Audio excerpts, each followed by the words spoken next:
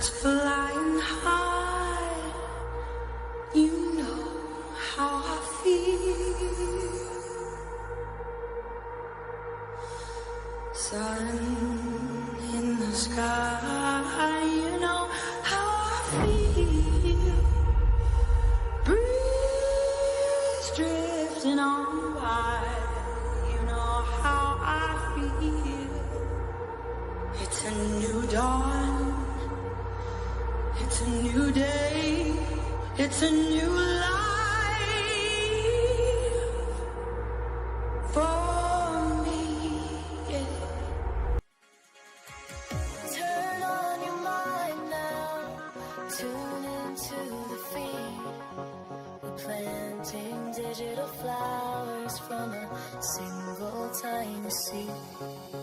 Yeah, power to the collective in the data and the soul. The hive mind's getting louder, finding voice and control. Find the right path, sometimes is a struggle. A jigsaw in the dark, missing pieces, unknown puzzle. Blurry, fuzzy pictures as the mind becomes clear. Fairy tale of a wolf, a boy crying, a near fear. Scribbling numbers, writing notes, a clue that you find. The hope being one day sharing them with the hive mind. Swapping and dropping the blue and swallowing the red pill. NPCs all around, distorted reality is how you still feel. Should you risk going alone down that rabbit hole? Or ask the hive mind, see what else your big brother stole? Collective consciousness helps uncover any clue.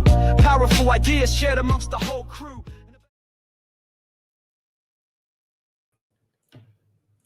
What is going on, Hive? What's going on, Hive? How's everybody doing today? It's July 24th, 2025. I got a good one lined up for you today. I got Sammy T Mafia and Phoenix Talks backstage. I hope everybody had a great Friday Eve. I certainly did. I got to watch all of the press conferences and look at some documents and just get pissed off all over again. Oh, anyways. All right. Let's see who's all in the hive tonight. We got May, Squirrel Nest, 509, Sandra and Tooney. What's up? Bonnie's here. Amanda's here. Savannah, Les, Colorado. Oh, Love Peace is tuning in. Berdino in the hizzy. We got Gary's hype for Sammy T. Hello, Mary. Hello, Sandra. Rachel, who lives near the ice wall. What's up? Janet, Karen, C-Bobs or Babes. Berdino, Jody says. What's going on, Gems Freak? Tracy with an E. Hello. Gabby Girl, what's going on? Yah's daughter, Texas in the house. Yeehaw. I love him as well, Les. Hey, Amanda. Meow House 23. Steelers Mafia. I can actually appreciate this username because of Aaron Rodgers. Kim. What's up, Sherry? Good to see you. Trish. ATL Birdie. Thank you. I'm glad that somebody knew who that was on the intro. It was Billy Strings. Called Dust in a Baggie. You guys can look it up live. That dude can shred the guitar. What's up, Bunny? Bluegrass Birdie. That's exactly right, Nick. Stacy's tuning in from Louisiana. Where's everybody else? We got Lady Bob from Toronto, Canada. Jennifer's in South Dakota. Bo Rowland, War Eagle. Sacramento, New Hampshire, Michigan. Phone died, but I'm back. Good, Chantilly Lace. Glad you are here. Bluegrass of Kentucky. Oh, we're gonna bring it tonight, Jay Wick. Rebecca, what's going on? Amina. Inside Your Bones. Good day, sir. Every time I hear good day, sir, what's that movie where they're like, I said good day, sir? It's a little bit older of a movie. I can't remember it off the top of my head. Oh, that chat is going quick. Can't even click them. Louisiana, Florida, UK, Idaho, living on Mars. Carrie says Rockwall, Texas, Hive Down Under, Oklahoma, Missouri. Savannah, Georgia, Pittsburgh, Kentucky, Willy Wonka, the Chocolate Factory. That's a good one to end on. That is a good one to end on. Well, I'm going to go ahead and I'm going to bring up Sammy T and Phoenix right away tonight. So I can see them backstage. I believe they are ready. Yep. How are you guys doing? Oh, all the world's a stage and all the men and women merely players. Fantastic. Can you hear me? Yes. Can you hear Sammy? Hi, can you hear me? No, I didn't hear her. Where is she? Can you hear me? She's talking right now. Oh, shoot. Is there a delay? Maybe. No, I don't think so. It's fine for me. Do you want to maybe pop down and try again? Yeah, maybe it's my end. I'll pop down. Hold on. Okay. All right. Can everybody hear me? I can hear you loud and clear. Okay. Everybody in the chat seems like they can hear you as well. So Sammy, while Phoenix is doing that, I have this quote that actually, without you and I even planning this at the bottom, what is freedom? And so why don't you go ahead? Why don't you go ahead and continue that? I see Phoenix is back here. Yay. Did that work? Hi, Phoenix. Hey, gorgeous. How are you? Okay, good. The power of 3 shall set us free. Nice. Amen. Yes, That's exactly. freedom. Awesome. Well, Sammy, what were you saying now? You said the men and the women are merely players. It's a Shakespeare quote. I remember this quote from high school. It's all the world's a stage and all the men and women merely players. It originates from Shakespeare's As You Like It. And gosh, was he right? No kidding. And Phoenix, I think you were backstage, but I said I have this quote on the bottom that I say, what is freedom? And then I have, the theme up here being Brian Kohberger's convicted by emotion, not evidence. And then I tried to add as much humor to keep the mood light, if you can even do that in this cluster of a case. But you got Olivia yelling, or Chrissy yelling big D's at Brian Kohberger, and Kohberger's thinking, shit, and you said I was going to go to WITSEC. Probably thinking he's going to be safe. It's just a ridiculous statement and testament to the chaos that has been unfolding in that courtroom with Judge Hippler and this Idaho 4 case. It's a joke. I found it striking that on one hand, we have Steve Goncalves thanking law enforcement on their beautiful investigation. I think he said beautiful. Something like that. And then the second he gets out in front of the cameras, they're trashing it again and calling Bill Thompson a coward and saying that. And then they start bringing up all these cases in Latah County that have run the gambit and have not been prosecuted to the fullest extent of a law and taking the coward's way out and the easy way out. And I'm just thinking to myself, wait a minute. Didn't we just give them all this glory when it was your time to make a public statement? That was your time. Why didn't you do that then? Why are you calling it beautiful? It is odd. It is. There's so many things that are theory. weird about it. What do you got, Phoenix? Y'all are going to be like, shut up, Phoenix. Phoenix, what do you see? I noticed he didn't say anything about Kaylee. And I noticed that she never had a victim advocate form. And we obviously know his motive is to file a lawsuit, which now he's screaming that there is time limitations that have ran out, which he has Shannon Gray at his side the whole entire time. My theory is that perhaps Kaylee lived.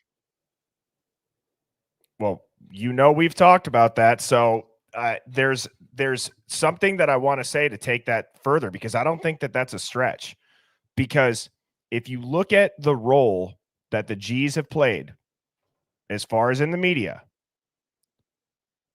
and Sammy, you weren't up here last night, but it's holding true. What is the only soundbite, the only news clip, the only headline from the victim impact statements?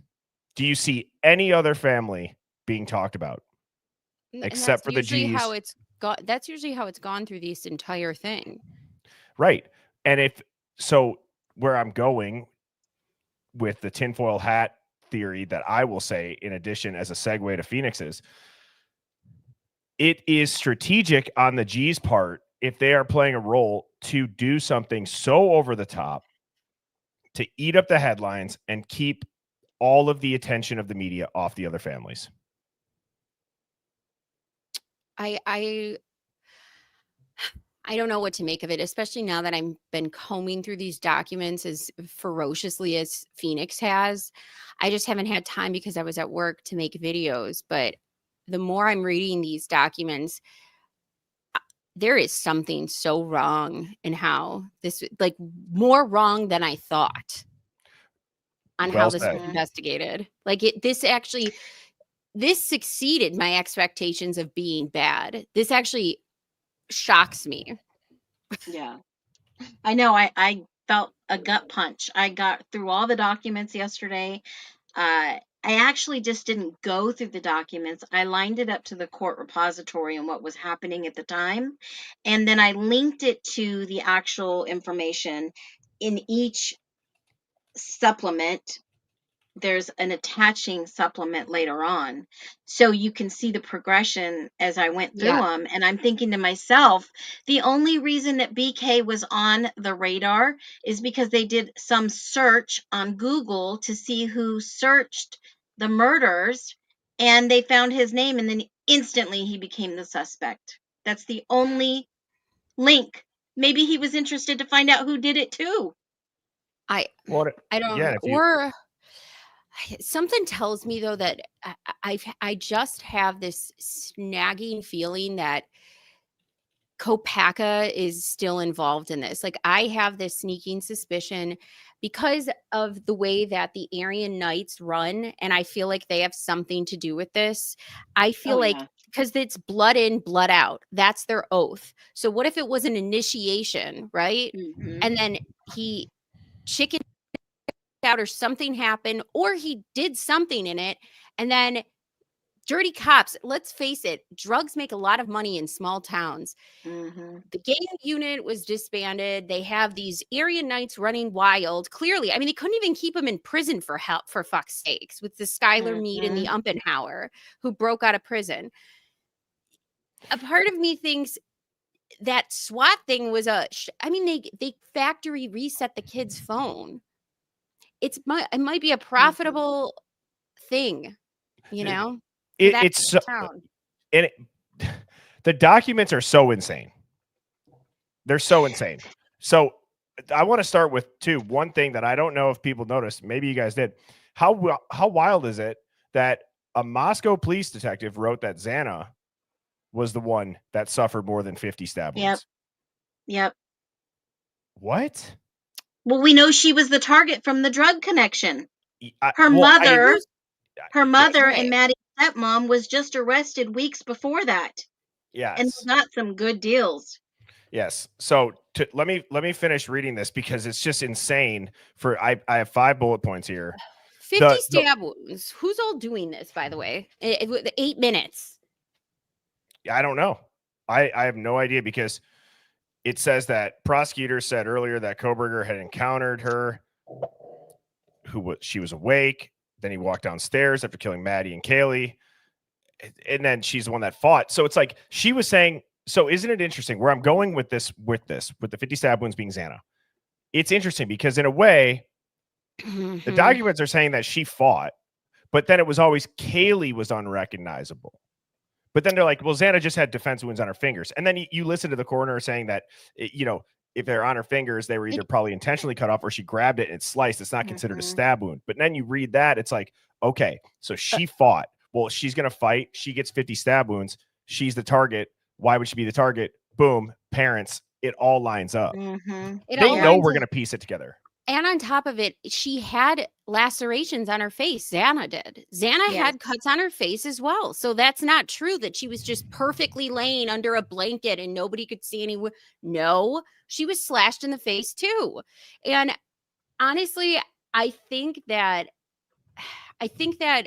the Xana and Ethan part is the most interesting because the more you dig into these court documents, you're realizing, and the kids who come and talk to the police, they don't have anything bad to say about Maddie and Kaylee, but every single friend or peripheral player comes in there and says, Xana was involved in a shady crowd. Xana did coke. Ethan, not sure about drugs, but they hung out with different crowds. And, you know, they were the more sketchier ones. If you had to pick, it's not going to be Maddie and Kaylee. It's going to be Xana and Ethan, who are hanging out with a less desirable crowd of people, possibly.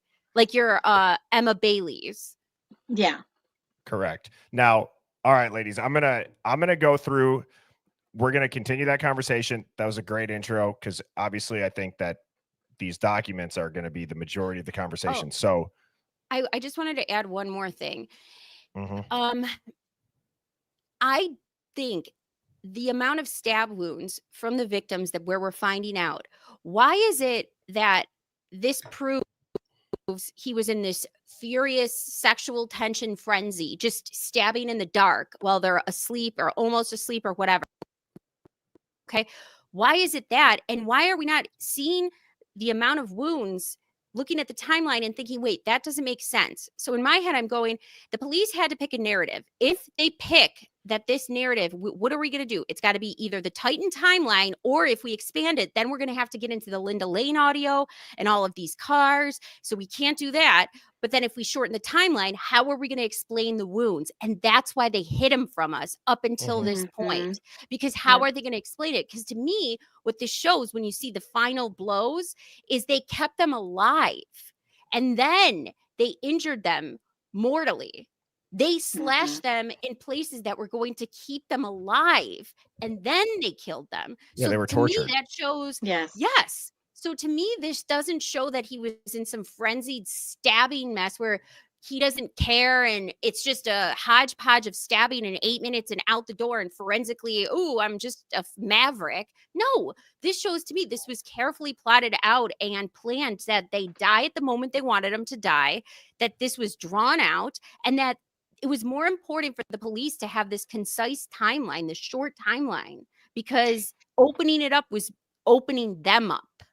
Yeah, it was totally a patsy cover up. They had the drug going on. They wanted to take down that. They didn't want to jeopardize the drug takedown.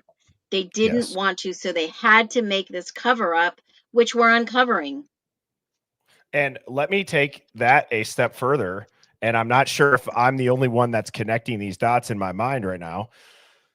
So let's say they were bound and gagged. And let's say what Sammy said was correct. They were inflicting wounds that were not going to kill them. Well, if they're bound and gagged, let's say they're tied to a chair or they're on the floor, those cuts are going to, while yes, they are going to be violent and pierce your skin. Tell me, if you have somebody who's bound and gagged, the odds of getting blood on you go significantly down instead of just a brawl, street fight, stabbing. Or if you got to get on top of them, if they're bound and gagged and they can't move, you could stay an arm's length away. See, and that's why that would have been wonderful reasoning, except for the police don't want to admit that because they have to stick to the timeline. So what do? They have Detective Payne in a press conference say, well, we struggled with the forensics too. We struggle with that. And the FBI told us that if you wear the right kind of clothing, you can walk away clean. And they told us that they had cases where you wear the right type of clothing. I go, name the cases, name the perp, name the situation that this happened, because just trust me, bro, the FBI told me isn't gonna fucking cut it. It's not gonna cut it. And did you guys get to the Jack Showalter apartment, the maintenance guy and the walls and the blood and all that? I did. Yep. So this is what I want to pick up here, just because I want to get through these so that it's not like I have to go through the Hive Mind finds at the end of the show or midstream. So welcome again, Sammy T and Phoenix. Hive, thank you for being here. We have a good one tonight. Yes. I love the Hive. And the Hive is the best. Hive too. Hey. Yes, it is. So oh my gosh, Bertie, you just open the Hive and look at all your digital givers. That's amazing. I was going to say something, Bertie. Last time when we decided to discuss like having, our own parallel community leaderships, and we started saying like, fuck the regular, they don't listen, like have our own parallel. I was thinking, how great would it be if we start our own Hive fund for like our own Hive people? Say if there's a case that people need help with legal representation, or we need a community funded project or something. That's what I was calling you about the other day. Like, what if we have our own Hive fund and give to people like really in need? Like, we're helping our Hive, I'm down. I'm down for it. I think I that would there's love awesome. to. I would love that. Like, I would love to be able to help Hive members in need, like struggling or needing something. Why do we have to go to these terrible government bureaucracies for help who aren't going to help us? Like, we should help each other. We should be the parallel help. Yes, absolutely. I would not be surprised if something like that ends up coming out of the Hive. And with the Hive being still in its infant stages, if you think about it, it really is. As far as we were just kind of doing stuff over on TikTok, and then we come over to YouTube and we're building this foundation. So I would not be surprised at all. As you know, Hive, I've been promoting the hell out of the Hive Mind Roundtable, Scott Payne and Ali Benevento. Very excited for that. To Truth and Neurons, Robin the Redneck, and Sherlock Romes, keep an eye on your inbox. Tomorrow, I will send you the StreamYard link for Sunday. So just click on that. Make sure that it goes into the studio. You just make sure that it goes somewhere so that it looks like you're joining a Teams or Zoom meeting. Send me an email saying that, yep, all good. Now, I might be the only person who's been sent this leaked footage of Brian Koberger's first jail visit. Have you seen this, Phoenix or Sammy? I have not. Sammy, have you seen this? I have not. All right. That's hilarious. Who It sent is you that? I actually found this one myself. This was from me. So good. That was good. So good. It's 1111 made such a good comment. It was like, this case is so pathetic that this lines up perfectly with it. It just, it's hilarious. You know what? It reminds me too of like a Trevor Moore skit. Remember that comedian who he used to do the Illuminati skits and like, 9/11, and he'd have like the kindergartners and he'd be like, and George Bush, like he'd be reading to the kids and telling the truth. It's like a fucking Trevor Moore skit. It is. It's literally like a Trevor Moore skit. Like the accuracy of the G's saying, get ready pretty much to be graped and Big D's in prison, to then this. And it's like, yo, dog, you're a legend in here. You've kept your mouth shut. You didn't talk. And he's like, yeah, and I'm very happy with that decision. All right. I needed that. Yes. So I don't know if you guys noticed too. I took some time and kind of did a little bit of a rebrand of some of the slides. So I noticed it flows a little bit better with the chat, because I saw a lot of people saying that the chat sometimes is hard to see if you're watching this on TV. So I do try to keep the Hive in mind and the viewing experience in mind. So hopefully this is a little bit better for you all. Now, I love your YouTube channel, because I did watch last night I always watch you on my TV. It looks good. Cool. Good. Yeah. And I'm learning the StreamYard layout, how to get the streams to look dope and all that stuff. So I'm learning Hive and I'm getting there. Now, this next one, I don't know if there's anybody that did follow Q. I think that if you have any inkling of being a tinfoil hat wearing person, you're obviously familiar with Q. And you also know that there's no Q anon. There's Qs and there's anons. However, this one, I have not looked at a Q drop or the archive of the Q posts in so long.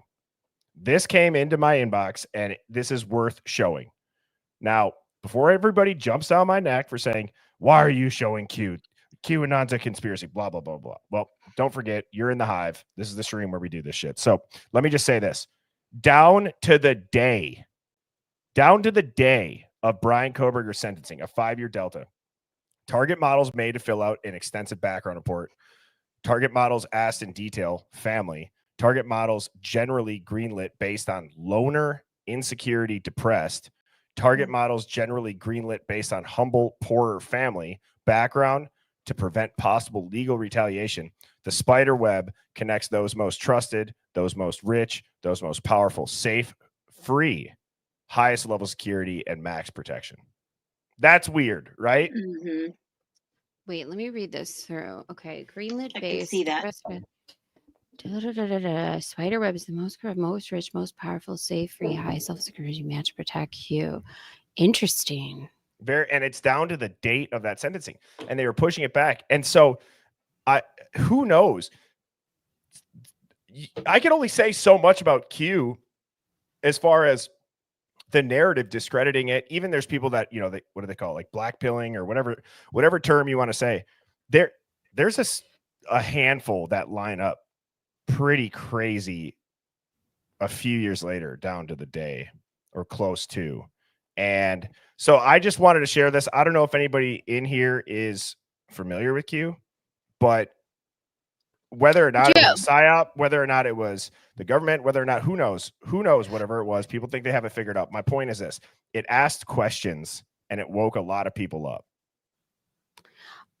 I wonder though, like how much of this, if the world is a stage, even the ones who are supposedly the red pillars, the truth tellers, the digital seed spreaders, what do we trust here, right? I mean, and if we're giving this energy, what is this taking away from, right? Like, I said, you could say that about anything in the world, right? I guess so. You could say that about sports. You could say that about if this massive, disgusting lack of an investigation and the most embarrassing investigation I've ever seen in my life turns out into this shit show of just, I can't even believe this sentencing hearing and the plea deal and the whole nine is just, it's so unbelievable and frustrating. It just makes me think, okay, so let's put our energy into the Hive. Like maybe that was the purpose of this. Like, sure, we got galvanized from this experience of being, what the hell is going on with this Idaho 4? But honestly, I think this is a long-term plan for people like us to come together, help each other out, and create our own subset of community. Well, think about this. It didn't happen until Trump dropped it on his Truth Social, and I've been leading up to it for weeks, guys. Checkmate. Idaho, I've got my eyes on you. I see what's going on. And then Steve G says, Idaho. It wasn't until that Trump dropped that on Truth Social that the prosecutor sat down with us and told us the whole story, which we already know what the whole story is, that he wasn't getting, that he probably knew, but now he's got the whole story. And it's like the whole 5D chess thing. Let's put Idaho on the map, going back from the beginning when Steve G was narrative planting. And you look at Idaho on the map, they know people are going to dig into this. They know that this case doesn't make sense. They know they're going to come to one conclusion. They know they're going to come down to that Pacific Northwest drug running highway. Crazy. So that was a good one. Now, this comes also from the Hive. This is a police report. This is pretty interesting. I'm going to read this. Yeah. On Monday, November 11th, 2024. Okay, so November 11th, 2024, I was notified via an email from Sergeant Gunderson that a woman named Redacted had called Whitcomb with information relating to this case. More specifically, she alleged she could exonerate Kohberger. Redacted hung up with dispatch prior to them gathering further information. The call notes were as follows, quote unquote, or quote, caller is advising that she is trying to reach the attorney for Brian Kohberger. She was a mandated reporter / victim advocate and is advising that she has information that would prove his innocence. She sent the attorney a letter on to reach someone that can confirm they are representing Kohberger, attorney Ann Taylor Law Offices. Quote, I called Redacted when I returned to duty on November 14th, 2024. I advised her of who I was and asked if she could relate the information she claimed to have. Redacted told me she sent a letter to Ann Taylor's office with the information and would not disclose what she knew to me. I advised her it was my obligation to learn of possible exculpatory evidence. She told me she had never met Kohberger or spoken to him, but she knew he was not the person who committed the murders. I attempted to explain why it was important for me to know of the information she had, but redacted would only tell me to do a FOIA request so that you can learn my maiden name, quote unquote.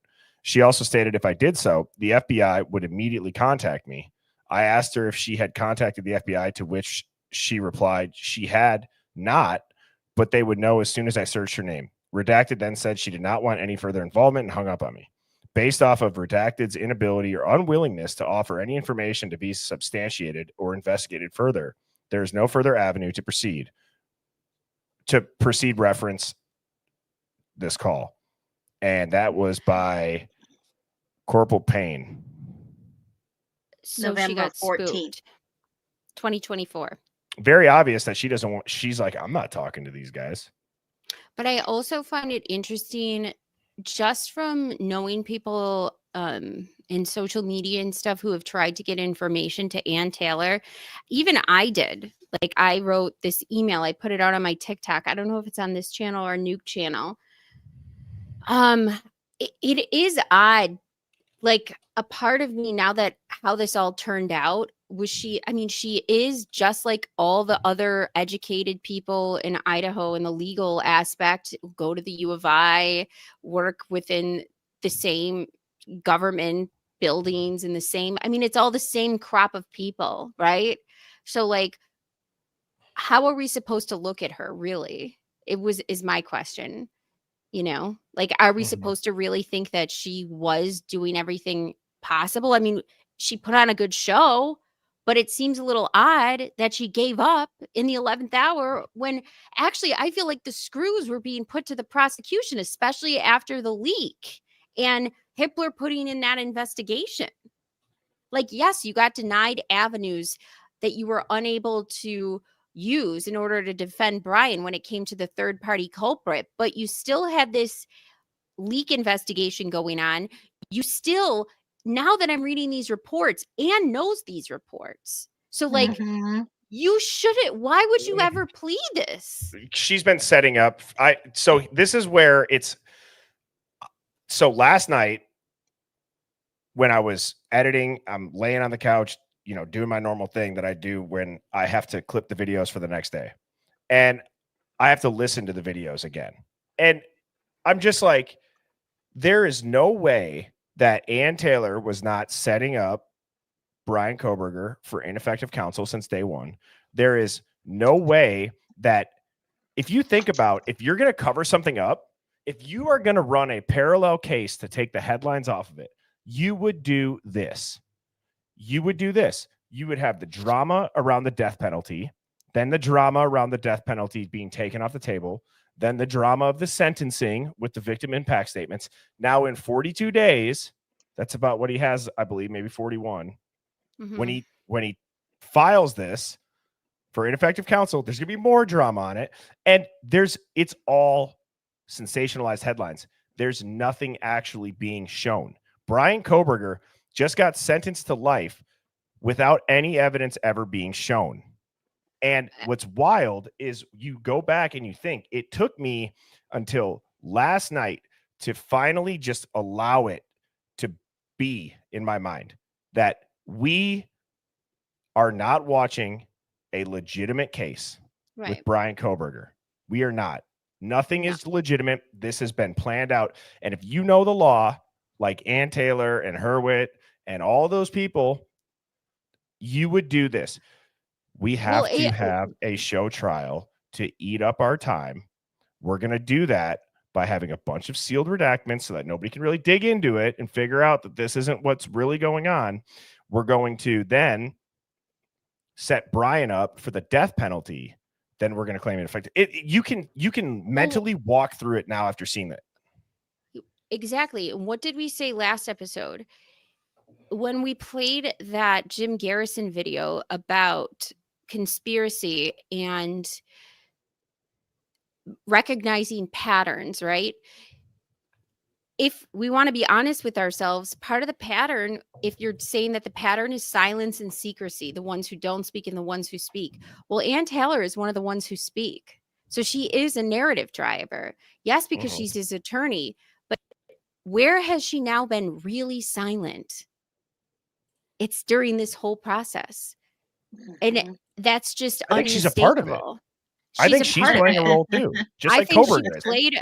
I think they all went to the same colleges. They all graduated or took part, and they're all a part of this bureaucracy. Ann Taylor's getting paid a salary no matter what, right? Well, She's got other cases to defend right now. That's what she's worried about. Right. And she doesn't seem very, for somebody who was so emotional and standing up in open court and saying, Your Honor, my client is innocent, factually innocent. That's a big tune change with a lot of no explanation. Can I ask you guys this? When I say Ann's in on it, I'm talking like every single person in that courtroom is in on it to take down the real perpetrators. That Ann and Brian and all of them have to go and run this while that other investigation is going on, is what I'm trying to say. Because if Ann, I don't think like Ann is in on it like she's corrupted effing right. over Coburger. No, I think they went to her and said, this is what's at stake. If this doesn't go down this way, do you understand we're going to lose the town? Do you understand how many people are going to be under? Do you understand that this is the livelihood of every single Moscow University of Idaho is the biggest generator of money in that entire county. We're going to be fucked if we don't get this under control. You need to understand. And by the way, the people that you're going after that you might pin this on will murder your family. How would you like that? Yeah, but I don't think we're talking bad about her. We're saying she played a role in this while another investigation was going on, that it had to go this route. Yes. It's not, You're all taking down the pipeline together is what I'm trying to get they are all working together. I don't think she started off saying like, No. I'm going to play this role. I think she was pushed into at the end saying, I think that it became the stakes became too high safety wise for her. Is it a coincidence that she was defending Xana's mom and then Xana's mom's daughter gets murdered and then she takes that case, gets stabbed 50 times, she's the target, and Ann Taylor's the one that probably got her to talk and snitch and flip? She knows. No, it's not that odd, but you have to look back, and this goes to credit to Steve G. Jr. He was making a point that I made the other day about the background of Bill Thompson in his plea deals. Okay, they are too lenient in that county, and this is a result of their leniency. They didn't get the real perpetrators. They are out running around still somewhere out there, knowing that they committed these murders, that the fall guy has taken the fall, and this is still an ongoing investigation till they figure it out. Well, why do you think, and then even take it that further, Phoenix, I believe that the illegal organizations that have been running in that area, like I said, it is the breeding ground for the Aryan Knights. It's the genesis of the Aryan Knights in Idaho. So, I mean, that compound of Richard Butler's in Coeur d'Alene is where most of this sprung up from. And then the prison is street gang. So my opinion is it's not just that they couldn't get their arms around it. I believe it is a big windfall of cash for them. Mm-hmm. Yeah. That they, like if you want to do if you want bonuses, if you want, you know what I'm saying? So I believe that a lot of these cops and probably all of these police chiefs who just seem to get traded around in counties, like you fail in one county, go to another county. A part of me thinks that they need this illegal operation to keep going because it will fuck up their money. Well, not only that, keep in mind that Ann did not represent Kara. Ann was given all the cases. Ann was given all the cases. Then she decides who represents the individual. So she's assigned all the cases first. She knows what's going on. She has her hand on the pulse of the drug trafficking in that area. She knows the whole defender, prosecutors. They know the key players. And like it was said in the beginning, she didn't just drop the case. She took it at a higher level, knowing she was have to go in there and defend BK, Brian Koberger, even if he was having to take the fall because they pegged him from a blotched investigation and he had to take the fall. So if Yep. it's a higher purpose, and this is not knocking Anne, you're put in this, what is that analogy where you split the baby? Hmm. King, the biblical reference, was it Yeah. King Solomon? And how are we going to do this? There's no better. She's looking at two horrible options. I'm either going to defend this client to the end, which is what I've said I'm going to do, but then if they inform me that all of this is riding on it, literally our entire city, all, could you imagine? I mean, what are you supposed to do in this situation? This is the best thing possible so it doesn't explode, so the lid doesn't get blown off of how corrupt things are and how dangerous things are, actually. Hmm. Yeah, because somebody has to take the responsibility of the who's liable, right? Who is responsible in the end? Who's going to be left holding the bag to pay all these people? It's going to be much worse if it's actually connected to what it's really about. Hmm. Yep. Exactly. And I think, just kind of talking about the AK Brotherhood here. This dude has sent me a video or two before. Now it's an interesting take. And thank you for sending me this. I think that the talk of the date was referenced a lot in the beginning. Yes. And same thing with the address of the house. Yeah. But Olivia, why that date? Every one of questions, Olivia's questions are like, whoa. So this guy, he tries to explain it. And I'll let you guys hear it. Uh-huh. Birdie, sitting here watching your stream again, and you get to the part where Olivia is asking why November 13th when she's talking to BK. The Aryan Knights, their number is 111. 1 for A, 11 for K. 111. So 11 November. 13 is unanimous. In the gang world, in the trafficking world, MS-13 stands for the letter M, murder. So 111, Aryan Knights, 13, murder. 11-13. The Aryan Knights plan this thing right down to the day, Bubba. Take that to the bank. And damn, it makes sense. It makes sense, especially when you watch True Crime Design's video. Sammy, I sent you that, Phoenix. I know you've seen it. And you look at the symbolism and the sacrifices and the esoteric stuff. And the biggest shout out that I can give to her for not being hesitant to put the part about Ethan being potentially a firstborn sacrifice and how that plays into some gangs is the esoteric and the ritualization of this. It's so well done. If you have not seen that video, go watch it. And they do follow a code. Like I printed this up. The motto of the Aryan Brotherhood is blood in, blood out. This refers both to the admittance process that requires a potential member to injure or kill a member of law enforcement or a person of a different race in a rival gang, and to the stipulation that membership is lifelong and extends beyond prison walls. If they are released from prison, members are still expected to help other members, including those still incarcerated. Tasks delegated to paroled gang members included smuggling drugs, cell phones, weapons, incarcerated members, as well as drug dealing, murder, identity theft, armed robbery on the outside. Paroled members are expected to turn over a certain percentage of their profits from these crimes to the leadership, both on the inside. As with many members of prison gangs, members of the Aryan Brotherhood often have prominent, recognizable tattoos declaring their affiliations. Common symbols include a shamrock with a swastika, the letters AB, or the number 666. So I was printing this out because I was just thinking to myself, it's a code outside of anything that's logical to us, but this is their code. They live by this: blood in, blood out. And they left their calling card. Which I'm so glad that you said that, Phoenix. I screenshotted this. Somebody deleted this comment. They said, I'm going to leave this comment up for 15 minutes on my TikTok. Okay.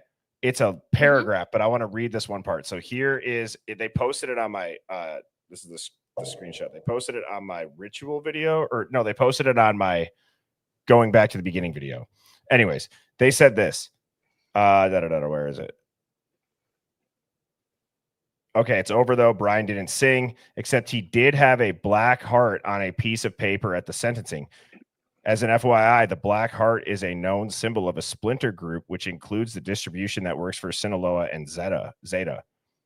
The BLO has historically operated primarily in Mexico, especially in Sinaloa, Morelos, Guerrero, and Nayarit.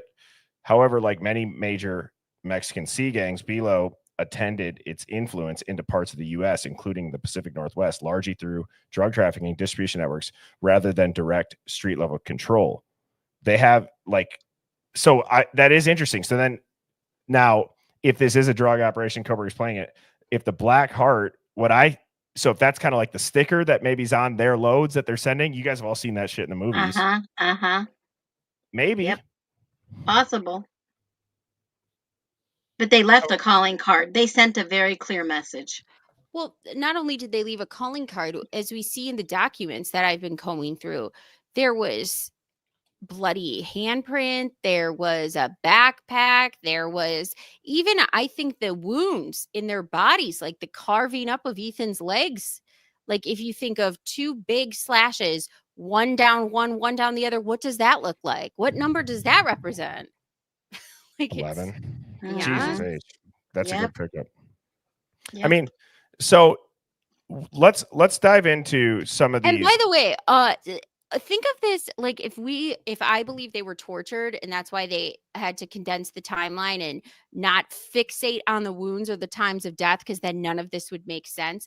But if we just think of the injuries alone and torture, you take a knife and drive it through any part of your body. Do you know how bad that's going to hurt? And they all just stayed silent during this. All they heard is, I think someone's here and Kaylee's playing with the dog. Like a what? dancing dog. A dancing dog. And the dog just didn't run through any of this, the gore that would have had to have happened. And the amount of screaming that would have been heard.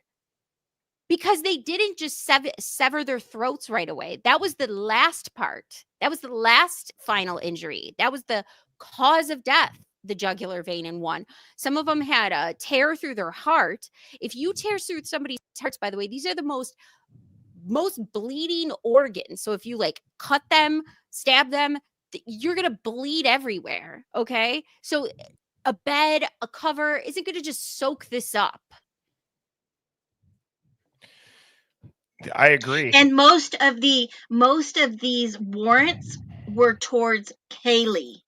They were towards Kaylee. If you get all through the documents, you're going to see a consistent pattern here. They couldn't get into her phone. All the warrants were specifically for most of her stuff and attached accounts that were linked to King Girls, King Girls with an S, and King Girls with a Z. Yeah. I also think too, if you, again, with the lack of forensics for BK, the entire narrative that he wore clothing that prevented it is a bunch of BS. So let's just throw that out, and who cares about that excuse. But if there was a cleanup, which I believe there was, I believe cleaners came in at some point. And that's why they said the door was open. Neighbors in the police report said, we witnessed the door open at 9 a.m. Why is the door open at 9 a.m.? Who came in? The guy with the dog that walked the dog came back an hour later and said the door was still open, the front door. That's right. So like even if Dylan is, going between her room or Bethany's room, nobody had to pee.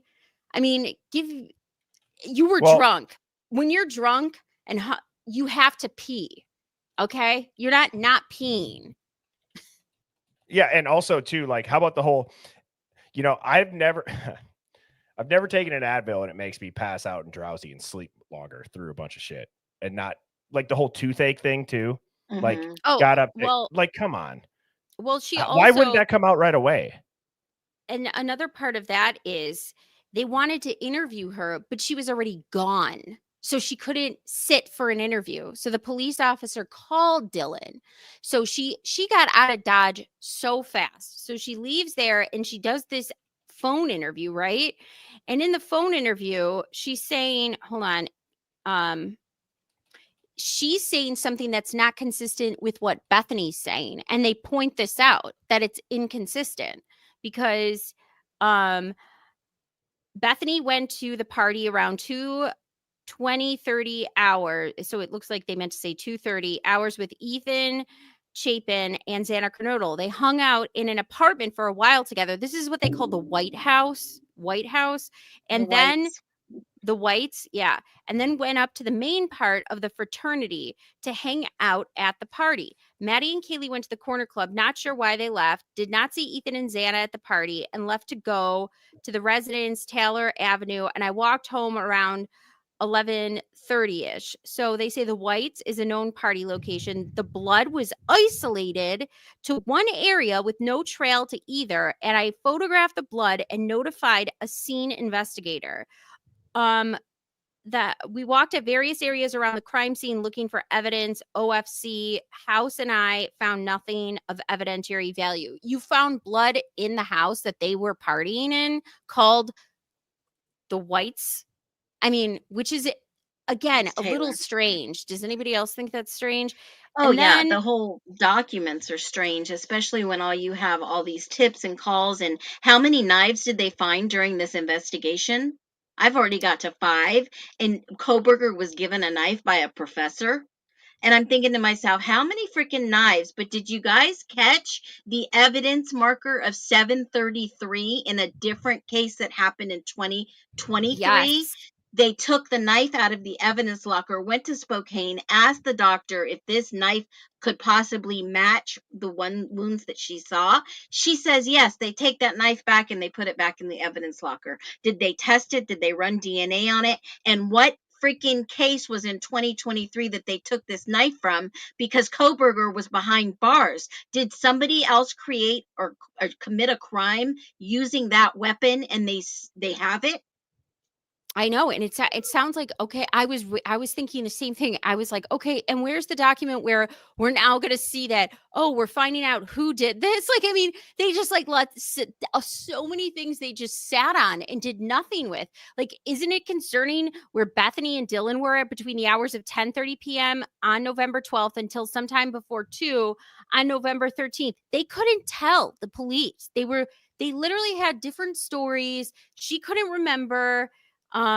She wasn't sure what group of people she walked home with and what road she took. I mean, basic shit. I'm pulling up these documents too, just a handful of them, so we can look at them. Yeah, is there anyone specifically, Phoenix or Sammy, that you guys would like to dive into? I have all of them downloaded, just so you know. Let me grab my catalog and I'll tell you, obviously, 33. The one, go ahead. The sequence number 112, it's Moscow Police incident number 22M09903 named okay, Dustin I'm not going to remember this. Hang on.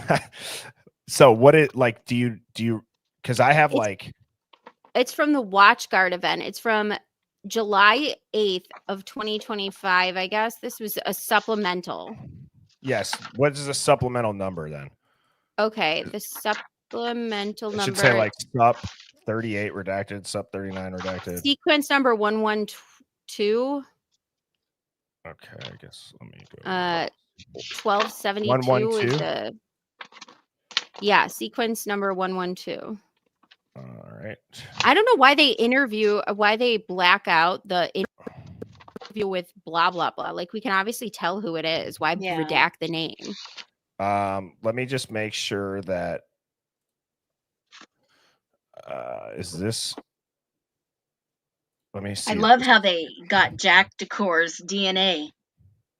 That's another one. The Showalter Decor. I mean, everything though, it is interesting. I don't know if you thought about this, Phoenix, but Remember when we were saying, like, why didn't they go to the Sigma Chi house, or why weren't they doing? They were doing some certain things, and they found blood. They found a backpack, or they found a vest, or they found a knife, and they Medical found masks. right. And so they did find things. We just didn't know about it, and they actually did nothing with it. Is this the one, Sammy? Yes. I don't know which is easier for you guys to see, but I'll probably just keep it right here. Okay. So what specifically? This is the. It's just easy. You could just read it. Yeah. It's a short report. Yep. All right. On November 14th, 2022, at around 15:52 hours, I called Redacted to arrange an interview with her. Redacted had already left Moscow and was heading to southern Idaho to be with her family. Redacted told me she had contact with Redacted on 11/12/22. I'll just say blank. Blank arrived at her residence at 22:30, and blank arrived at her residence at around 23:30 hours. Blank lives at. Okay, Birdie. The first initial is showing, so you can kind of guess who it is. Is that a B? B or a D? Bethany. Bethany and D. Okay. No, I know. I couldn't see it because I'm standing. Oh, okay. Sitting way back here. So, and the K, is that a K? I can't see it. It's really small. Hold Let on, me see I'm what gonna mine look. says. Hold on. It's small for says my D, screen, too. and I see B. I see B and D. Oh, I see K. K something. Okay. Well, anyway, so Bethany and Dylan on 11/12/22. Dylan arrived at her residence at 22:30, and Bethany arrived at her residence at around 23:30. Kay lives at blank Taylor Avenue. Bethany and Dylan were at her residence for 2 to 3 hours. Kay stated she walked them past the Whites sometime before 0200 hours, and she could not positively tell me. Kay stated she stayed on Taylor and then turned around, and she was not sure what route they took home for sure, but felt they kept walking west on Taylor toward King. Kay stated there was a group of 3 or 4 other females with Bethany and Dylan at the time. Kay did state she was drunk at the time. She could not recall all the events and everyone who was present within the group. Is this like that hard to remember, you walking home with people? Honestly, if there's just 3 people, you can't remember one. The one that gets me is the officers on the band field that have their body cams on, but they don't remember stopping 3 individuals. And then he goes back and he listens to his radio, and he can't get out of that one. And then he has to admit there was 3 individuals, one blonde guy.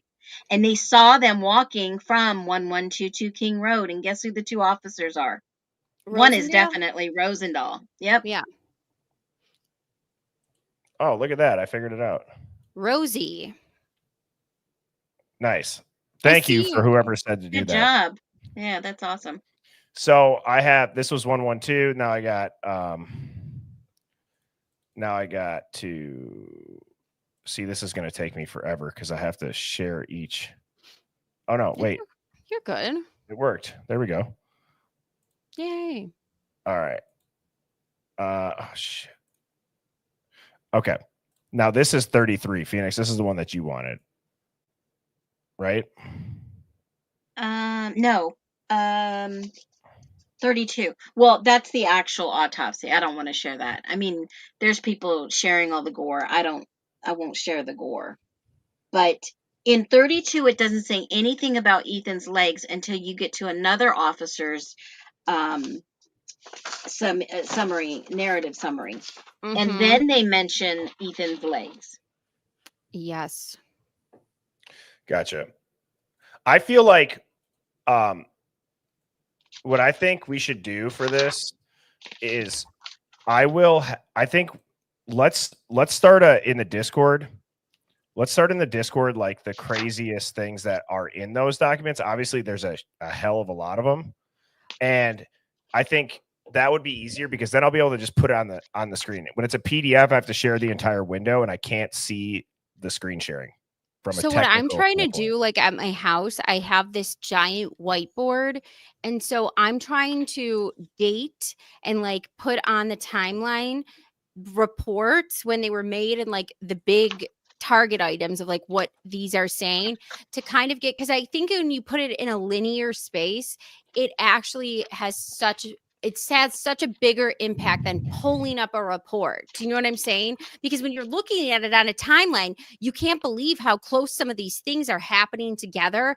And then the subsequent day, and it's actually a lot more mind-blowing visually. I feel it's more impactful, but I don't know how to do that digitally. I'm going to try to figure it out though and send it to you because I'm on a mission to figure out Join our Discord. how do I convert my whiteboard into a fucking timeline on the computer? I'm so technologically challenged. Yeah, join the Discord. The link is in the YouTube channel. I think what screwed the prosecution right before trial was going to start is this DoorDash. Did you guys see the statement from Molly? Yeah. They even make her do a mental assessment or some type of assessment to make sure that she is telling the truth, that she never saw Koberger. Yeah, the actual DoorDash driver. Yeah. Mm-hmm. Yeah. Or just real quick to finish that, if you're not going to join the Discord for people in the Hive, still email me if you find a snippet of it. Send me like a screenshot of it. It's birdiebombshell00@gmail.com. I had prepared 5 that I just typed out, and I read the first one about it was Xana having the 50 stab wounds. One of the other weird ones was that the evidence fridge was broken and nobody noticed. That's odd. And the DNA samples were being stored in there. Yep. It's like, come on. How coincidental. Because they didn't have anything on him. Hey, nobody in the Hive kicked out Sherlock, did they? No. Why would I kick I don't out think Sherlock? any of my I can't mods kick out ever anybody. would. No, I'm saying like the mods. No. I doubt I would. So we have like a rogue the real mod. Idaho So the DoorDasher story is quite different. On November 23rd, 2022, at approximately 20:39 hours, MM came to the Moscow Police Department to be interviewed about her presence in the area of 1122 King Road. During the early morning hours of November 13th, 2022, was identified as being in the area through records obtained from DoorDash via a search warrant and was confirmed as being in the area based off Google geofence warrant. Weird how they could do that for some people, but not others, which was obtained as a result of this investigation. I was accompanied by FBI Special Agent Alex Skelton. What a weird name. During this interview. MM told me she worked for 12 to 18 hours on the night of November 12th. I guess you could do that if you're high off meth. To the 13th and received 3 orders in the King Road, Queen Road area. 3 orders. 2 of the orders were at Queen Road apartment complex, which is immediately to the east of 1122. She said the delivery at 1122 King Road was her final order for the evening. How convenient. MM said she could not find 1122 King Road address, just like we said. Didn't I tell you in the beginning? That looks like a DoorDash driver to me. We said that it's so interesting because we said that from the beginning. The person circling around is the DoorDasher who can't find the fucking address because on Google Maps, the Queen Road, King Road, it comes up different than what is actually their address. Okay. But the real perpetrator had dark, long hair and was in a tan minivan. Yes. So she drove back to the parking lot at 1122 King Road and parked. She stated she could see the back courtyard area behind the house. Hold on, my screen cut off. But anyways, yeah, it wasn't Brian. She didn't see Brian. So also, I'm trying to look up Brian Koberger on 8 account of inmates. It's not popping up for me. No, he moved. Yeah. I got a message last night at 6:07 that they moved him. Oh, what a shocker. Well, look at this, Hive. This is interesting. Somebody just sent me this, and it's only got 2 murders listed on it, and then it goes to burglary. Didn't we say that KG messed up and she said, "Oh, well, Maddie just got married." No, yeah, she said her husband just bought a house. Maddie's And husband. yeah, and I that was would like, make sense. But didn't I tell you in I-Court it didn't list him with any murders? So here's what I want to do. Hmm. I want to figure out what questions can we start to bubble up to where those questions start to become asked by everybody here in the Hive to their like normie friends, their friends that they're like, you're crazy for thinking he's innocent. Like let's start typing them out in the Hive. And Sammy and Phoenix, like, I've been trying to think through this because what? Like, what questions can you ask somebody who thinks that Brian Koberger's guilty because the news told him he's guilty? Like, what questions can you ask where somebody would be able to piece it together in their head? Why Like, what? bother? If these people like can't, Yeah. if they can't read a document, if they can't see the railroad, if they can't Why see the bother? stage, I mean, like these people aren't going to see this. You could have this right in front of them. I mean, how many people believe Trump was a Russian agent for 5 years? I'm not kidding. They still do. You're not going to convince people who are convinced of a narrative. Narratives are so palpable and effective that if you're that person that trusts what a documentary is saying or what James Patterson is saying, like he's some authority on anything, it's I like told her 5 minutes. Sorry. I I'm just not don't saying think that I don't think you're it's going to missing my get point. through. You're missing my point. Like, I get your point. Yes, because, and I've said that the NPCs, they're so far gone. You can't say millions of people clapped. They nodded along with all the BS that was going on, the impact statements during their lunch break. Then they went back to the lunch break and they said, this is over with. Did you guys see it? Brian Koberger sentenced for life. And they absolutely eviscerated him. I understand that those people, yes, too far gone.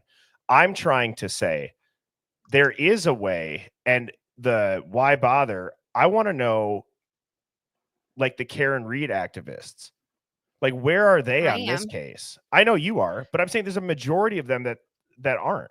I'm saying, like, Well, what questions can you ask those one of the main people who, and I was hoping Andrea Burkhart could have gotten her voice out to Aiden Kearney, who is Turtle Boy in the Karen Reed case, because he thinks he's guilty as sin. But he's saying, look, he pled guilty. And there is this argument where you could say, well, he did accept culpability for all this. So if he was innocent, why would he accept this? You really have to have this completely distrustworthy brain of the government, of our institutions, that I don't think a lot of people can possibly have. Because if you accept that this is all bullshit, then that means you don't trust the basic system of law enforcement, the basic judicial systems in any of these counties. That there's so many elements of distrust in institutions that I don't think people can wrap their heads around. It would shock them to their core. They can't accept that.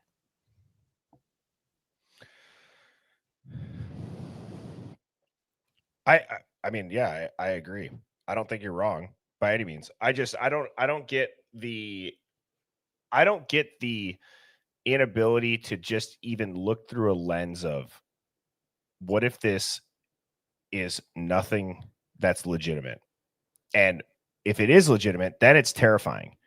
And Well, the whole thing of, like, I'm just surprised that somebody would say, well, why would he plead guilty and say yes that he did it to get the death penalty off the table? And then you should probably study something about the law system or the court system and laws, because Idaho v. Garza or Garza v. Idaho, whatever the order it is.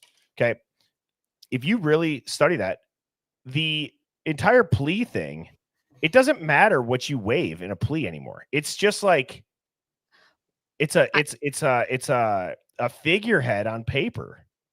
honestly, Bertie, I feel like, for example, Karen Reed, what the fallout and dominoes from Karen Reed continue, meaning like the ADA, Adam Lally, has to sit up and for the first time, 20 years as a prosecutor in Norfolk County, he's being questioned about another case, Miles King, and Proctor was the lead investigator, and these two boobs have been writing, like, have not turned over basic documents like search warrants.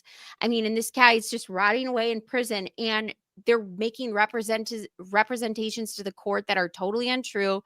He has done nothing to seek these search warrants. He's being handed his ass in court. And what we're finding out is, oh my God, this system is corrupt beyond Karen Reed. So that's why I don't understand why it's so hard for people who followed the Karen Reed case to not wrap their head around. It's not just in Norfolk, people. Like, this goes beyond Karen Reed. It goes beyond Norfolk County. Why are you surprised this is in other people's counties, districts, state, national? Like, this is, but you have to be skeptical of the entire system. And I don't think some people are willing to do that. I don't think so either. And I think that, was it Lisa? Somebody just said plea deals are for innocent people. And that's a good point, right? Like, if you're guilty and you say, yeah, I plead guilty to begin, you don't go through all that process. If evidence is really being shown, you're going to plead guilty if you know you're screwed, or you're going to go to trial, you're going to be found guilty. But if you're sick and tired of it and the death penalty's on the table and they offer you a plea deal to take that off, knowing that you have rights to appeal no matter what the plea deal says, yes. I think too, a lot of people say, and this is a quote, I don't know who I can like say this is to, but the process is the punishment.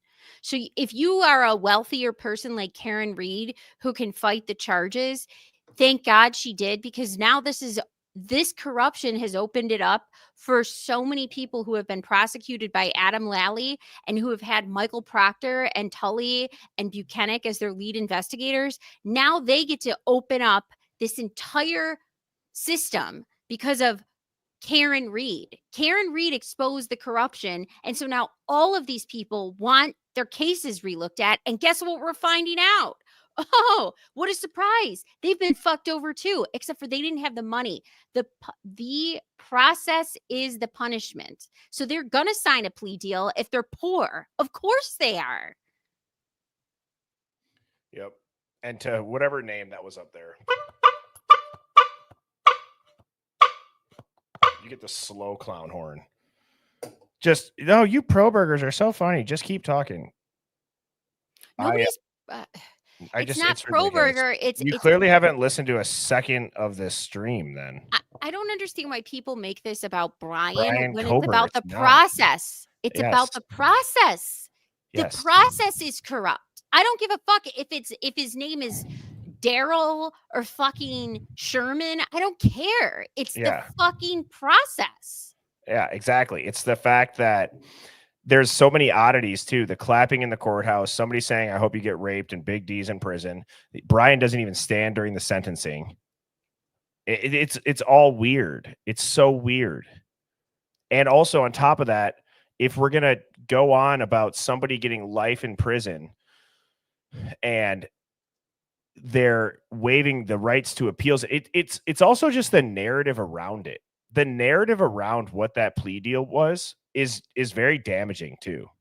I also think this exposes a big problem with grand juries. Like, it's one-sided. Whether it's Karen Reed or whether it's Brian Koberger, I think grand juries are antithetical to what our judicial system was supposed to be.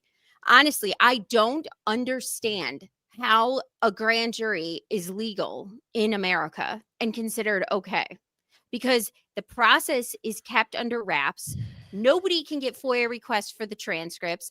Everybody's hidden. You don't get the defense's side. And by the way, if the facts change from what you allege to that grand jury who indicted them on these set of facts, and then whoopsie daisy, the facts change, they don't have to go and reconvene a new grand jury with the set of facts that are true. No. You just get to keep the indictment and keep kicking the fucking can down the road and making them tortured in this process. Yeah, well said. And the thing is, like, that is ultimately what is like what's my passion? What's the drive to stream?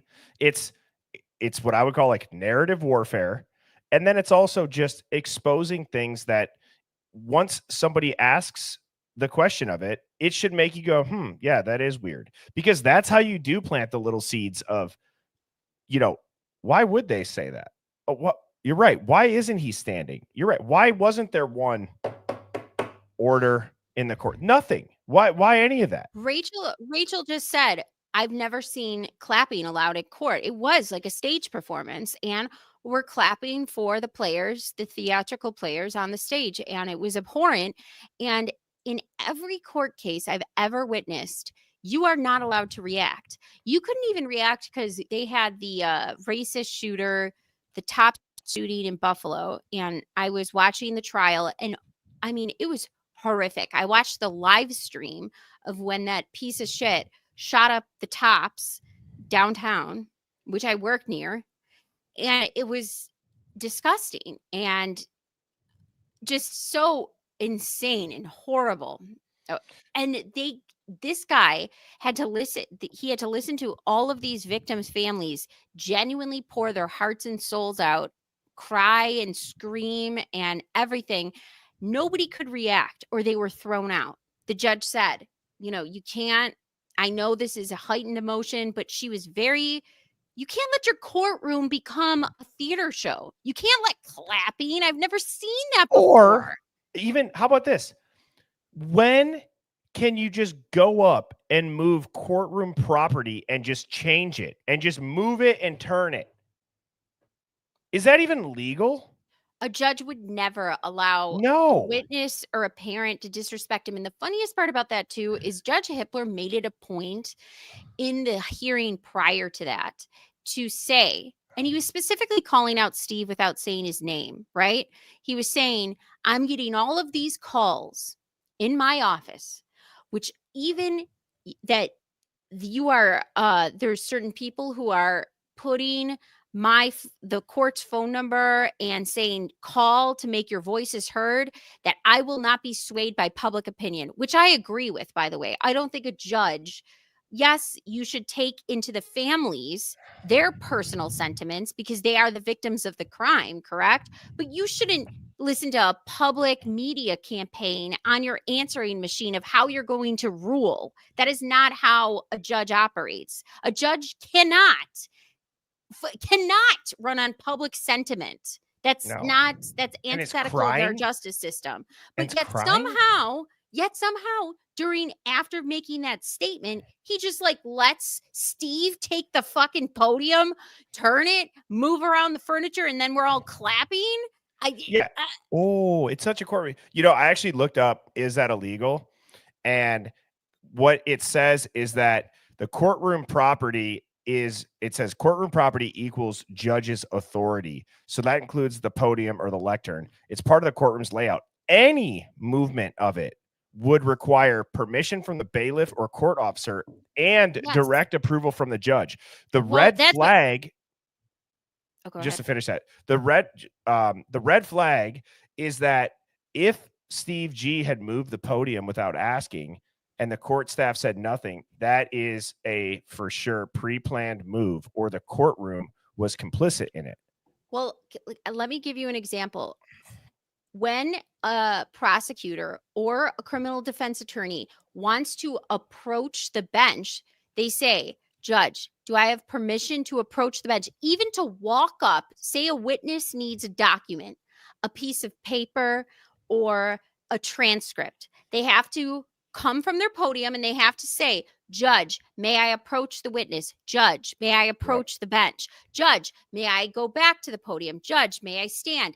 Every movement an attorney does in a trial, even the slightest things, they have to ask permission for. They can't just throw up a demonstrable and just start mouthing off or, Judge, can I decide to rearrange your podium? Without asking? It's a psychological engineering optic at the end of the day. That's all that was. That is literally all it was. The other part, too, that I find very odd, and now it just slipped out of my head. Shoot. What were you just saying before that last little rant there? What was where I was like, and crying. It was like the judge being biased, public sentiment. I'm not sure. Shoot. But it's this. You know that also the defense, I don't know if this is true, but can the defense like object to something during that? Because I'm thinking to myself as a defense lawyer, if this is a legitimate case and I truly believe that Brian is innocent and I know that he took this plea deal so that he get the death penalty off the table, knowing that he has appeal rights no matter what the plea says, can a defense attorney object to a victim's family member moving the courtroom property? Can she could she have objected to the I look at it as the same as, for example, in closing remarks. You can object in closing statements if a prosecutor or defense attorney says something untrue. So usually in closing statements, you're going to make, your last soliloquy of the case, right? And a lot of times they will use hyperbolic language or emphasize facts that aren't actually facts or highlight something that's not true. And you could object during closing statements, but it is just normally the practice of both sides. They just let you go. They don't object. They don't stand up, even though what they're saying isn't true. So I think because of the decorum of normally how witnesses' statements go and victim statements go, they just held that kind of unspoken rule and handshake of we're not going to get up and object. Kind of like how they do with closing statements on either side. They don't object either. Yeah, and I think Gamilla said like she would have looked like a clown. I don't disagree. I'm not saying it would have been a good look to do that at that moment, right? In my opinion, I think more people should object during closing statements, or they should object to whatever the hell that was. That's my personal opinion, is let's get rid of this so-called quote unquote decorum of not objecting. If you're saying something false, my client's life's on the line. I don't give a fuck about manners right now. Object. That's not true. Like what? And also, let's not forget, what is a victim impact statement supposed to do? And this is not a second prosecution. You can look directly at the defendant, but any aggressive gestures, any language, any accusations outside of the conviction scope, calling him an effing pedo, while the DA or by Bill Thompson gets up and literally says, I want to make it clear there was none of this. It doesn't make sense. How does the judge not say something? I said too, and this is another point about how the investigators and in the documents themselves in this investigation show that the narrative is about, the Mad Greek. He was stalking them at the Mad Greek. Social media. He made profiles and was friends with them and tried to hang out with them. None of that was true. Are we going to get an apology from James Patterson, who made himself seem like he's this documentary truth teller? Like, is Howard Blum going to apologize? Are any of these people who made these statements that are now openly not true, but they know nobody's going to go read the court documents because people are stupid, they would rather listen to James Patterson. And everybody knows that because it's a more effective narrative grab. Nobody's going to go through these court documents who thinks that this is believable. Should they apologize? Are they going to apologize? No. I mean, the lack of movement from Brian Kohberger and Ann Taylor compared to everybody else in the courtroom too was very odd visually. This is very weird. I thought the lack of emotion. By the way, why did it look like Brian was being filmed on a T-Mobile Razr phone from 2003? So I have a theory about this. It's a theory. It's a tinfoil hat theory. So like devil's advocates went to... Sorry, Phoenix went to go take out her dog. So you can shut the fuck up in the chat. She went to take out her dog. She's not here. She's walking her dog. Go ahead, Birdie. Oh, man. All right. Tinfoil hat. That's right. So, yes. Tinfoil hat, my theory on why it looks like Brian Kohberger was recorded with a microwave is that, like, although, like, Devil's Advocates was there in the chat, or I'm sorry, Devil's Advocates was there in the courtroom. And I'm not saying that Brian Koberger wasn't there, but I just would be curious, like, could they dub him out and just show a replaying thing for the camera? Like, you know how you can do that? You could, like, it's like a visual green screen. Like, so it's like, was Brian Koberger not reacting on camera in this? Okay, Lenny Flores, did you not hear what I just said? She might be behind. She might be had behind to go. Sammy. She went to go let out her dog. I know, but if she's not live, the chat will still show up. Jesus Christ. It's okay. Yeah.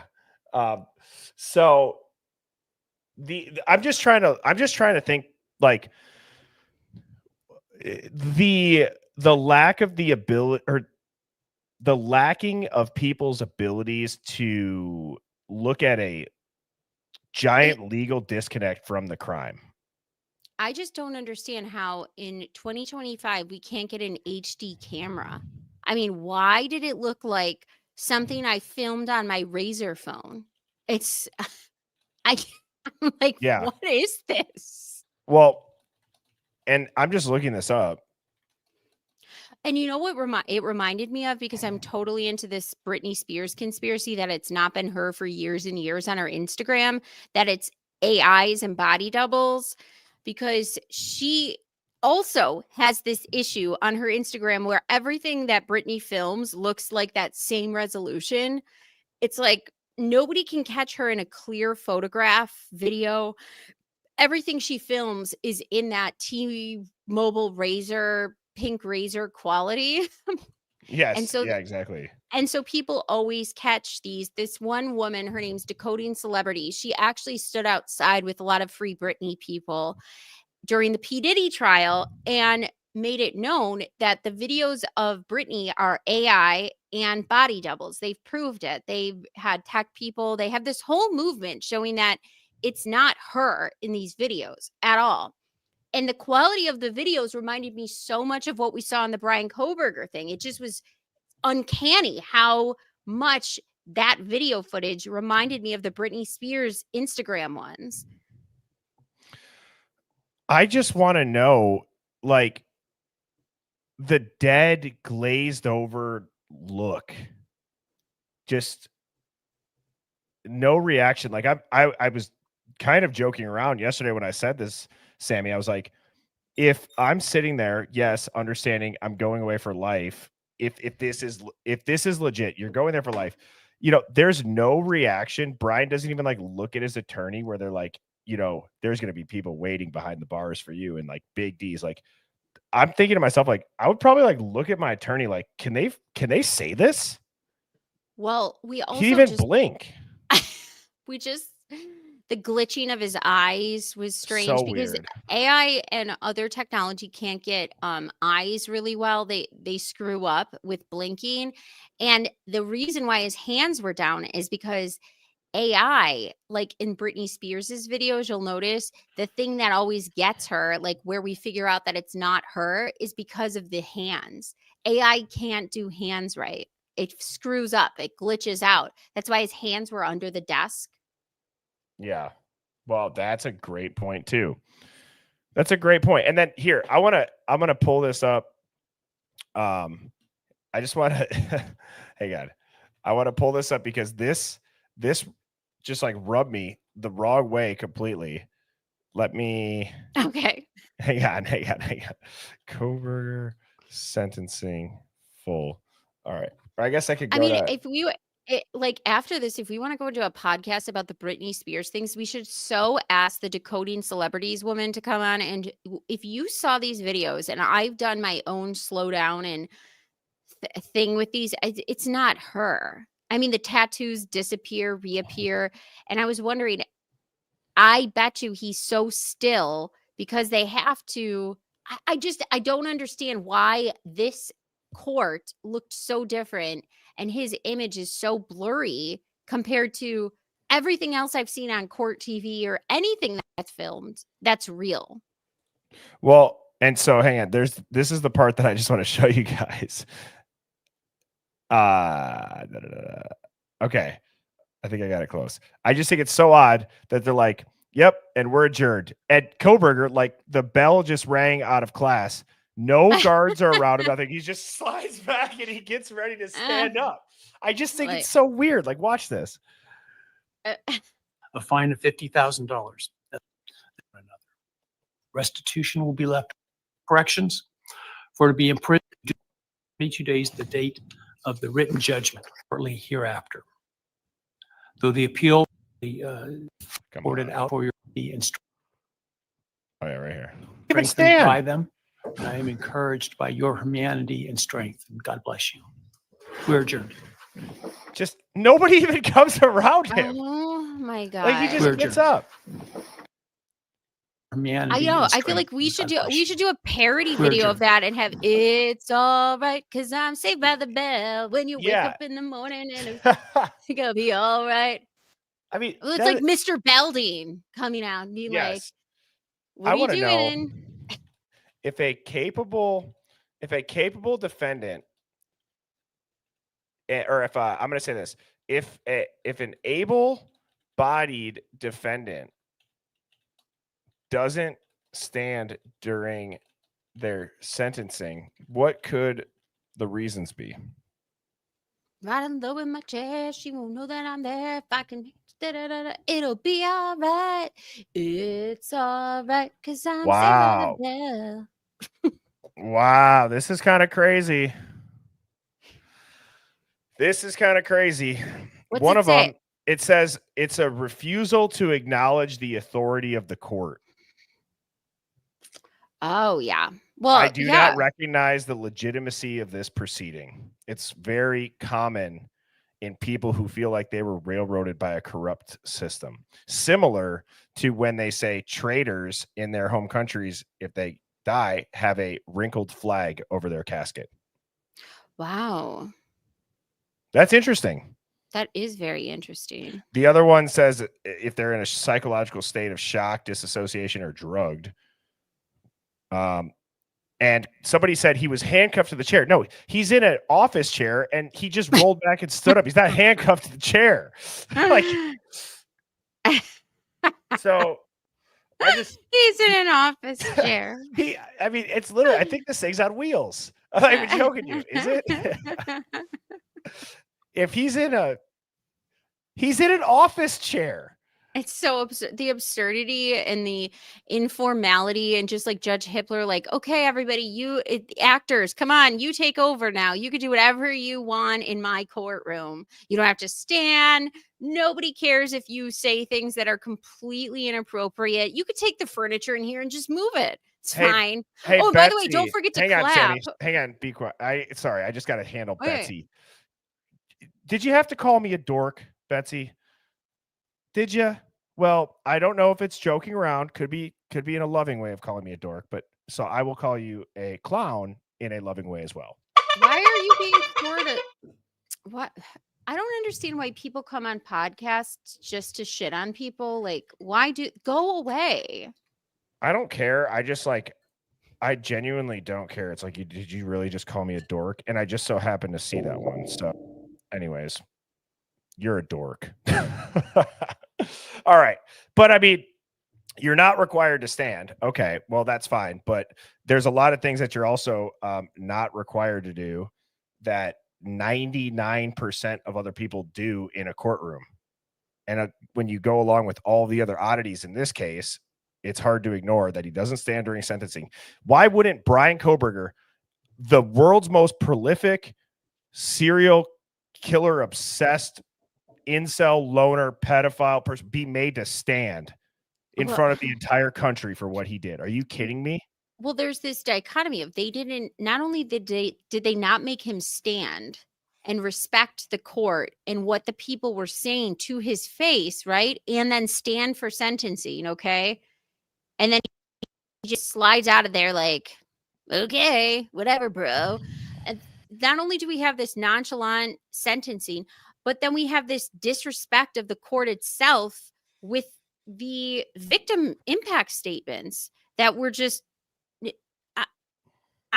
just no control of the courtroom. That you have to ask permission. And by the way, they all had their representatives with them. So the lawyers who represent the G's, they know that you have to say, sorry, Your Honor, can my client move the podium? I mean, the entire thing is just bananas. You know what else is weird? And I gotta make sure that I give credit to this person here. To Jip or GYP. Was he even asked to stand? No. Will the defendant rise? And like the judge, he didn't even address Brian Koberger the entire time. I can't stand him. I feel like we couldn't have his Judge Hippler.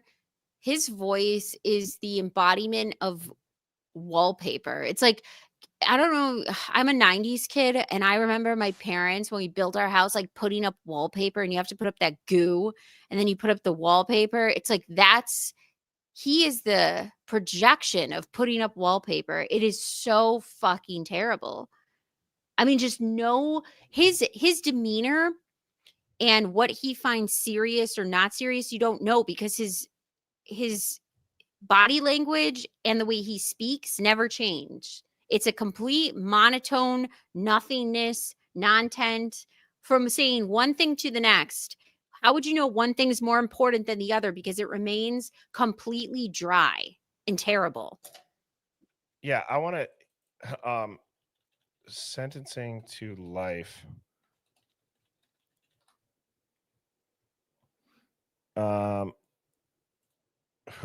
Somebody name a public case that somebody got sentenced to life and they read it. That's pretty high profile. I'm trying to think off the top of my head. That would be on YouTube. Hive, help me out here. What are you asking? Like, I'm trying to find a different case that would be on YouTube where you can see the judge sentence them. Let's think. Okay. Sentencing. OJ Simpson. Yeah, but he didn't get sentenced. Oh, okay. The verdict. Sentencing. Yeah. The sentencing of the Menendez wait, brothers? I got it. Adam Montgomery. The Menendez brothers, I think, would be a good one. Or Lori Can Vallow. you hear me? Oh, Yeah, Lori Vallow, Okay, Jodi here it is. Arias. Here's one. One person on that jury felt enough sympathy, mercy for you that they decided that you did not deserve the death penalty. So for that, I don't have to make that decision. It's not something that I ever wanted to do or wished to do. But if there was ever a case that I've ever heard that 12 people would have decided that death was appropriate, this is probably it. But that's their decision. I believe wholeheartedly in the judicial system, and I believe that those 12 people made up their mind, and that sentence will be imposed on you. But I also agree with the victims in this case. The entire defense team This was the standing. most selfish, self-centered, evil thing that I've ever heard. That you took the stand and you said that you did all of this for your son is ridiculous. Your son was in the house when this occurred. He was either in the room or within 65, 70 feet of when you shot his mother, shot his grandfather, and then waited 5 hours, by your own admission, to walk downstairs and beat his grandmother to death. In those 5 hours, you must have sat in that house with your son. He was there. It's 6 o'clock in the evening. He's not asleep. Oh my He's not gosh, you can locked apply in this his to room. You're sitting there with your son, with his dead mother, his dead grandfather, and a man who gave his life for those people. You sat there with him and went downstairs and finished off his grandmother. And you did that for your own selfish reasons. Maybe it was your age. Maybe it was that you felt that they had done something to you that you needed to get revenge for. But there was no remorse. Just saying you're sorry doesn't make it so. You're not sorry for what you did yet. Maybe someday you will be. You weren't sorry that day. You weren't sorry when you took the stand, and you're not sorry now. Your son will grow up without a mother, and without grandparents, and without a father, just as you did. But worse than you, he will grow up without a father because he will know. Do you see how crystal clear this image is? Do you see how good the audio is? Do you see how the intensity that's coming through the screen feels authentic as like an intuitive thought and gut feeling? You could tell that this woman is fully meaning every single word that comes out of her mouth. Meanwhile, Because she is not. Sorry. No, go ahead. She is not reading from a script. Exactly. If you look at Judge Hippler, he is reading right from whatever document, whatever script he's reading. It's already scripted. And then he sounds like he drank a bottle of red wine and woke up with a cotton mouth, and he's like, you took the life. Like, what? Did you like, you know how Marlon Brando in The Godfather like put napkins in the side of his mouth? Like, that's what I felt. I was like, what is this? I don't know. And he did not stand. No, he didn't stand. Didn't make him stand at plea or sentencing. You know what that means. Let's see this one. Well, let me address Mr. Lorenzo first. Mr. Lorenzo, you've represented yourself pro se in these proceedings throughout, and we've had several discussions. The rules require that at every I'm going to just skip ahead to mother of Jason Galehouse. They are observing the proceedings today. The thing that was consistent in their testimony was that they have been waiting 20 years for justice. Today, that long wait ends. In the words of Miss Pam Williams, from one Italian to another, ti condanno a morte. That translates to, I sentence you, Mr. Lorenzo, to death. That is the punishment that you see. That hits way harder than there's big D's. Coming from like somebody, when you're Sicilian or Italian and you see somebody speak your language, especially like you respect that when you have Italian grandparents, one Italian to another, and you speak in that native language to somebody like that with that sort of force, that is a real fucking sentencing.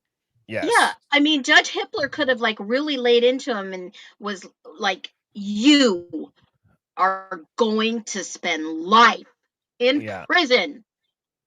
You know, he just goes, instead he says they're going to run consecutive one after another, not at the same time, for the longest maximum possible sentence. But I want to try to see the actual dude to see if he stands. Here, I'll go ahead, Phoenix. You can finish your point. Here's my question. Okay. So we see him on the books for 2 murders and burglary. So he's going to spend 30 years to life in prison without the possibility of parole. And according to the agreement, no appeals. So now he has, let's say 40 days, right, to file some type of post relief and an appeal. But it has to go through Judge Hippler. Judge Hippler's retiring next month. So who takes over the case then? I don't know. Let me ask. What happens if the judge who is the judge during the plea deal then retires? And what I'm going to do. Oh, sorry, Bertie. No, go. I just want to see in this real quick. There's only a little bit left. I just want to see because even if the defendant chooses to not stand, the defense team, the attorneys would. Has to stand. Yes. Yes. Out of respect appeal for the before court. You file a motion to withdraw as standby counsel. Judge, I will inform the court that Mr. Lorenzo has already prepared a notice of appeal, and I intend on filing it when we leave the courtroom. I appreciate that. Very good. Excellent. Thank you all very much. Thank you, Your Honor. I And appreciate it. Mr. Lorenzo, Oh, make shit, doesn't even show it. All right, sorry about that. Here's what it says, Phoenix. Okay, if a judge accepts a plea deal, then that judge retires. What happens? Blah blah blah. The plea deal still stands. Obviously, it's not locked in until sentencing. Okay, now let's say sentencing is completed.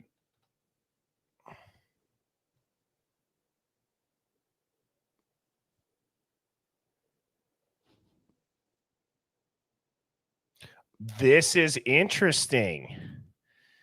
Now, so legally speaking, the sentence sticks. The judge's retirement doesn't alter the sentence, but the defendant is now under the jurisdiction of the corrections system, not the court. So only an appeals court, a motion to modify or executive clemency can change it. That judge, they're outdone, zero authority from that point on. Yes. So he can file habeas corpus. He can also Yes. file for post-conviction relief. The judicial retirement after a controversial ruling is a red flag. So it's a pattern of judicial laundering. Step 1 is that the judge executes the controversial ruling. Step 2, they retire or resign, ducking all future backlash. Step 3, the system shrugs and says, well, they're gone now, nothing we can do. This is strategic distancing. The state gets what it wanted. The judge doesn't stick around for questions. And the public outrage fizzles because there's no one left to be held accountable. I love when now it knows me and it says tinfoil mode. You retire as a disappearing act. The judge plays neutral, accepts the narrative, blocks defense motions, signs off on a draconian sentence, retires immediately, avoiding any FOIA requests, judicial oversight, potential investigations, or even disbarment proceedings down the road. The real architects, prosecutors, feds, political handlers get the outcome, and the fall guy vanishes quietly. This has happened in federal cases, intel-linked trials, and even organized crime cases where the judge's connections are too hot to expose. This happened in Epstein. This happened in the January 6th sentencing. And this happened in the CIA-linked drug trafficking trials. And guess what happens in July also? Rumor has it that Mr. Bill Thompson is retiring. Oh, nice. Idaho. Yeah, is he going to run for sheriff too? Oh, Yeah. God, I hope not. No, because they end up all quitting and working at the college. Tunancinente. Yes. Well, Phoenix, Sammy, thank you so much for popping up on the stream tonight. As always, it's a blast. Tomorrow, just as a reminder, I am taking Mrs. Birdie out for our anniversary dinner. So I will have a pre-recorded. Yes, Whoop, yes, whoop, yes. whoop, whoop. So I will have a pre-recorded video that will premiere at 7 p.m. still. So I predict 9 months from now we're gonna have a little birdie. I hope so. That's gonna if he is a little birdie, we gotta get this hive going, Phoenix, where we gotta help out and That's we gotta make right. sure that this keeps going. And I still think we have to commit to this like community hive thing. And I want to fundraise for hive members, like, and do good things for them who need it. Well, and I want to say one thing. As you guys know, there is very few times that I will, harp on the subscribe or like or share it. But to say that same thing or the same sentiment of, hey, like, share, subscribe, I'm obviously not doing it for that. But what I'm doing it for is to spread the word and hopefully be able to help people out as the Hive in whatever fashion, as Sammy just said. So if there's a stream or if there's a crazy video or a conspiracy or whatever it is, send it to your friend. Just share the YouTube video, send it in a text or something, and get the word out there that way. We'll talk, Birdie, because I'd love to like set up something. And then if a hive member I feel like has something or writes to us or needs our help or something, like I would love to be able to community drive and help one another in some way, because I feel like we would. Yes, I know. And hey, here's what I'll say about that. We're going to get there. The Hive has a ton of momentum. The ability for all of us to think as one. We have so many bright minds in here, and the community that we're building is great. I've certainly never been a part of anything like this just prior to this stream. Like I've gone in, I've subscribed to people, I've been a part of like watching their videos, but I've never really felt like, there's people in here where I know the UFO dog. I don't know who it is, but I know them. You know what I mean? Like know what you're saying. I know people by their screams, like to the fact where like we'll talk about it, laugh about comments they put up when Mrs. Birdie and I are like watching the replays or we're at dinner. So anyways, I just wanted to share that with you all. Or it would be Yes. so much fun if you have a baby, Birdie. Like we have a virtual baby shower. How fun would that be? A virtual baby shower. And we have like a drive and we like, okay, we could send to P.O. Box, blah, blah, blah. And Birdie can do an unboxing of like the craziest shit from the Hive. I would love that. Could you imagine the conspiracy onesies? Yes. Oh yeah. That this little birdie will Tinfoil. get? Oh man, I would be Look at him turn red. I would be ecstatic to buy a birdie, like a conspiracy NPC one. Maybe we'll have a Birdina. Yeah, we might. A Birdino or a Birdina. Birdina. Oh my God. Did you see that Bella comment real quick, Birdie? Babelina. Alpha Kenny equals AK. AK. Holy shit. And Would then we had Papa AKK Roger in here. Would AKK mean anything? AKK. Don't know. But I just saw that and thought, shit. Well, hang on. Now I'm looking it up. See, this is what happens. Yeah. We got to do it. We got to go out with a bang I here. want a little birdie to look like the Tin Man, like a little tinfoil hat. Yes. Oh, that'd be adorable to get it a tinfoil hat. Like that would be so I want like a Reynolds wrap. I want it to look like the Tin Man. I mean, minus the lead paint, where that I think that actually killed that actor. A tinfoil onesie. Dude. So I have to share this because Alpha Kenny, AK, the third letter or the third word in that username was kid, which is like, if you say it fast, it's like Alpha Kenny Kid, which is again a pedo. It's weird. It's weird. It's disgusting. He was like, I think it's funny. Okay. Does he? You know how there's the Ku Klux Klan, KKK, and then there's the AK. Well, the third K, when I just put it in the chat GPT, does AKK mean anything for that group? And it stands for clan or crew. Oh, so it's an A. Okay. Yeah. Recruiter. Okay. Wild. Wild, that everybody. Makes sense. So and Kopaka backwards. What? Oh, shit. I like this. You can stream Miss Birdie. You can stream Miss Birdie giving birth live. No. Oh my God. And then you just see me just like I love the ones where like people do like those family accounts where they're like, I'm gonna show like this one woman, she has all these kids, she lives on a farm, she's one of those, what do they call those moms who are like they call them something, it's like this whole crowd of like I don't know, whatever moms? Yeah, they're stay-at-home moms, but they do more than that. It's like it's a rejection of like the feminist movement. So there's this like whole movement of stay-at-home moms that raise their kids. They homeschool them. They have like a bunch of kids, like 5 kids or more. Oh. And so they videotape their births and stuff. And the one woman had so many kids, she literally went to the bathroom and had the baby. And like they videoed, like the husband was like, oh my God, oh, you had the baby. Like it was so crazy. And I was like, I can't even imagine like giving birth, like even when they do the whole like birth in the pool thing, I'm like, no way is that helping. You need drugs. Like, I'm sorry. You need to feel nothing. Birdie's like, no, we're not getting into this right now. There's just no way we're going to talk about birthing. I'm sure it hurts. For your anniversary. You know what? But women promise your wife an epidural. Women have a stronger tolerance for pain, so we can handle it. I have a triad wife. I have a funny joke about that.